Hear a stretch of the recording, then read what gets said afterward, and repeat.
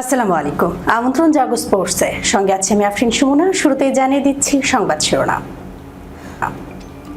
মুস্তাফিজ কি ফিরবেন? শতভাগ নিশ্চিত নন টেইট। বাংলাদেশকে জরিমানা করল আইসিসি। মাথায় বাউন্সারের আঘাতে পড়ে গেল ব্যাটার, ম্যাচ পরিত্যক্ত ঘোষণা।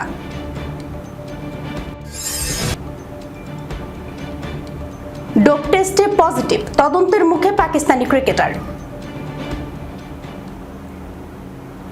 দর্শক শিরোনাম শুনছিলেন, এবার জানিয়ে দিচ্ছি বিস্তারিত।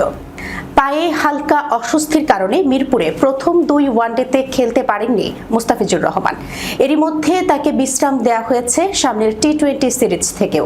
এখন বড় প্রশ্ন, সিরিজ নির্ধারণী তৃতীয় ওয়ানডেতে কি ফিরবেন অভিজ্ঞ এই পেসার? এমন প্রশ্নের সরাসরি কোনো উত্তর দিতে পারেননি বাংলাদেশের pace bowling coach Shaun TET.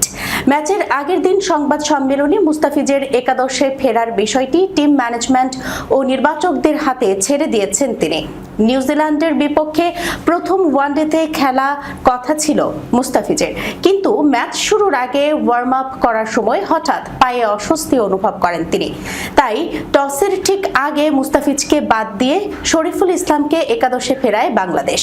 ধারণা করা হচ্ছিল দ্বিতীয় ওয়ানডেতে হয়তো ফিরবেন অভিজ্ঞ কাটার মাস্টার, কিন্তু তা হয়নি। একই পেস বিভাগ নিয়ে ওই ম্যাচ জেতে বাংলাদেশ। এখন সিরিজ নির্ধারণী ম্যাচ খেলতে চট্টগ্রামে চলে গেছে বাংলাদেশ। সেখানে বৃহস্পতিবার হবে শেষ ম্যাচ। ম্যাচের আগের দিন দলের সঙ্গে অনুশীলনে বেশ কয়েক ওভার বোলিং করেছেন মুস্তাফিজ। তবে তিনি আদৌ একাদশে ফিরবেন কিনা তা এখনো নিশ্চিত নয়। সংবাদ সম্মেলনে মুস্তাফিজের বিষয়ে জিজ্ঞেস করা হলে পুরোপুরি নিশ্চয়তা দেননি টেট। আমার মনে হয় মুস্তাফিজ শেষ ম্যাচের একাদশে জায়গা পাওয়ার বিবেচনায় আছে, তবে আমি 100% নিশ্চিত নই। আজকে সে সম্ভবত 3-4 ওভার বোলিং করেছে। আমি আসলে জানি না নির্বাচকরা একাদশ বাছাইয়ে কি করবেন, তবে আজকে বোলিংয়ে সে ভালো ছিল। ভিন্ন আরেক প্রশ্নেও নির্বাচকদের কথাই বলেন বাংলাদেশের পেস বোলিং কোচ।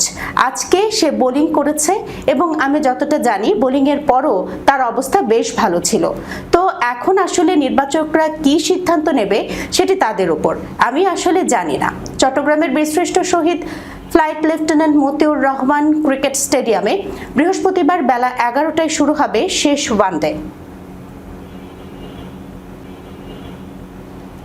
চট্টগ্রামের বীরশ্রেষ্ঠ ফ্লাইট লেফটেন্যান্ট মতিউর রহমান স্টেডিয়ামে সিরিজ নির্ধারণী তৃতীয় ওয়ানডেতে বৃহস্পতিবার মুখোমুখি হবে বাংলাদেশ ও নিউজিল্যান্ড। এই ম্যাচের আগেই আন্তর্জাতিক ক্রিকেট সংস্থা আইসিসি শাস্তি দিয়েছে মেহেদী হাসান মিরাজের নেতৃত্বাধীন বাংলাদেশকে। স্লো ওভার রেটের শাস্তি হিসেবে বাংলাদেশের ক্রিকেটারদের ম্যাচ ফির 10% জরিমানা করা হয়েছে। আইসিসি বুধবার এক সংবাদ বিজ্ঞপ্তিতে এই শাস্তির কথা নিশ্চিত করেছে। গত পরশু নিউজিল্যান্ডের বিপক্ষে দ্বিতীয় ওয়ানডেতে নির্ধারিত সময়ের চেয়ে 2 ওভার কম বোলিং করেছিল বাংলাদেশ। মাঠের আম্পায়ার রিচার্ড ইলিংওয়ার্থ ও গাজী সোহেল, তৃতীয় আম্পায়ার নিতিন মেনন এবং চতুর্থ আম্পায়ার মাসুদুর রহমান মুকুল অভিযোগ করেছেন। শাস্তি দিয়েছেন আইসিসির এলিট প্যানেলের ম্যাচ রেফারি অ্যান্ডি পাইক্রফট। আইসিসির খেলোয়াড় ও স্টাফদের আচরণবিধির 2.22 অনুচ্ছেদ মূলত স্লো ওভার রেটের শাস্তির সঙ্গে জড়িত। এই অনুচ্ছেদ অনুযায়ী নির্ধারিত সময়ের চেয়ে প্রত্যেক ওভার কম বোলিং করায় ক্রিকেটারদের ম্যাচ ফির 5% করে জরিমানা করা হয়। বাংলাদেশ 2 ওভার কম বোলিং করায় 10% জরিমানা করা হয়েছে। মিরাজ দোষ স্বীকার করে শাস্তি মেনে নিয়েছেন। আনুষ্ঠানিক শুনানির কোনো প্রয়োজন হয়নি। ওয়েস্ট ইন্ডিজে বিপজ্জনক পিচের কারণে ঘরোয়া লিগের একটি ম্যাচ বন্ধ ঘোষণা করা হয়েছে। স্যার ভিভ রিচার্ডস স্টেডিয়ামে অনুষ্ঠিত ম্যাচটিতে ওয়েস্ট ইন্ডিজ জাতীয় দলের পেসার জেডন সিলস খেলা বন্ধ হওয়ার আগে মোট 7টি উইকেট নেন। মূলত ম্যাচটি বন্ধ করার সিদ্ধান্ত নেওয়া হয় যখন সিলসের একটি বল পিচে অস্বাভাবিকভাবে লাফিয়ে উঠে ব্যাটারের হেলমেটে আঘাত করে। আলোচনায় থাকা এই ম্যাচটি ছিল ওয়েস্ট ইন্ডিজ চ্যাম্পিয়নশিপের লিওয়ার্ড আইল্যান্ড ও ত্রিনিদাদ অ্যান্ড টোবাগোর মধ্যকার লড়াই। জেরেমিয়া লুইসকে বল করার সময় সিলসের একটি ডেলিভারি হঠাৎ অস্বাভাবিক বাউন্স করে দ্রুত উঠে তার হেলমেটে লাগে। সঙ্গে সঙ্গে ব্যাটার মাটিতে পড়ে যান এবং তার হেলমেটও খুলে যায়। হতাশায় লুইস নিজের হেলমেটে লাথি মেরে মাঠ ছেড়ে চলে যান। ঘটনার সময় লিভার্ট আইল্যান্ডের স্কোর ছিল 7 উইকেটে 140 রান এবং এই 7টি উইকেটই নিয়েছিলেন সিলস।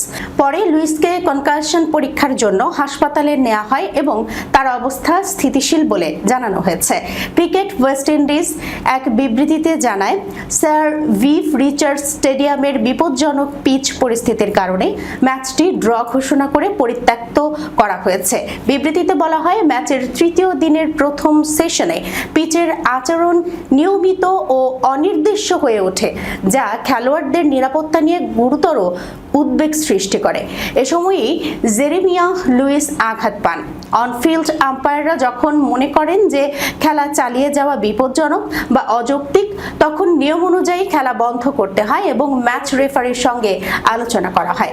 পরে কিউরেটরের সঙ্গে আলোচনার পর সিদ্ধান্ত হয়। পিচ এমনভাবে মেরামত করা সম্ভব নয় যাতে কোনো এক দল বাড়তি সুবিধা না পায়। তাই পিচকে অনুপযুক্ত ঘোষণা করে ম্যাচটি ড্র হিসেবে বাতিল করা হয়। ম্যাচ বন্ধ হওয়া পর্যন্ত দুই দল যে পয়েন্ট অর্জন করেছে সেটাই তাদের দেয়া হবে।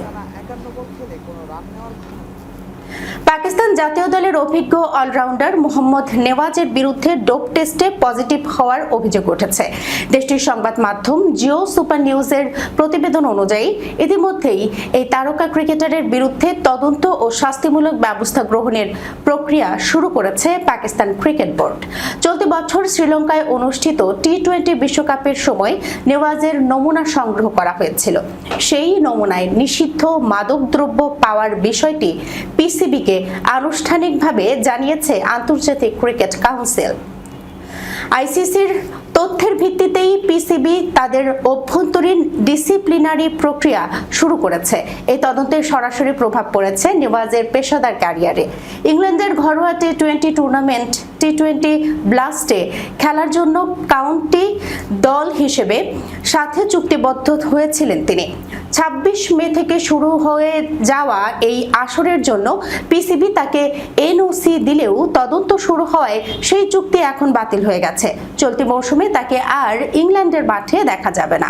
বর্তমানে নেওয়াজ পাকিস্তান সুপার লিগে মুলতান সুলতানের হয়ে খেলছেন। গত মঙ্গলবারও রাওয়ালপিন্ডিজের বিপক্ষে তিনি 3 ওভার বোলিং করেছেন। তবে পিসিবির চূড়ান্ত সিদ্ধান্ত আসার আগ পর্যন্ত তার আন্তর্জাতিক বা অন্যান্য বিদেশি লিগে খেলার ভবিষ্যৎ এখন চরম অনিশ্চয়তার মুখে। পিসিবির একজন মুখপাত্র নিশ্চিত করেছেন যে আইসিসি আমাদের বিষয়টি অবহিত করেছে এবং আমরা যথাযথ প্রক্রিয়া শুরু করেছি। এই তদন্তের ফলাফল আজই আইসিসিকে জানানো হবে। দর্শক, এই ছিল এখনকার মতো জাগো স্পোর্টসে। যাবার আগে সংবাদ শিরোনামগুলো জানাবো আরো একবার। মুস্তাফিজ কি ফিরবেন? শতভাগ নিশ্চিত নন টেট। বাংলাদেশকে জরিমানা করল আইসিসি। মাথায় বাউন্সারের আঘাতে পড়ে গেল ব্যাটার, ম্যাচ পরিত্যক্ত ঘোষণা।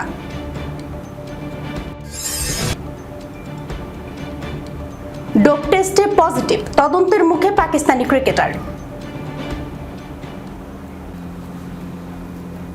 এখনকার মতো এই পর্যন্তই। এতক্ষণ পর্যন্ত যারা সঙ্গে ছিলেন সবাইকে ধন্যবাদ।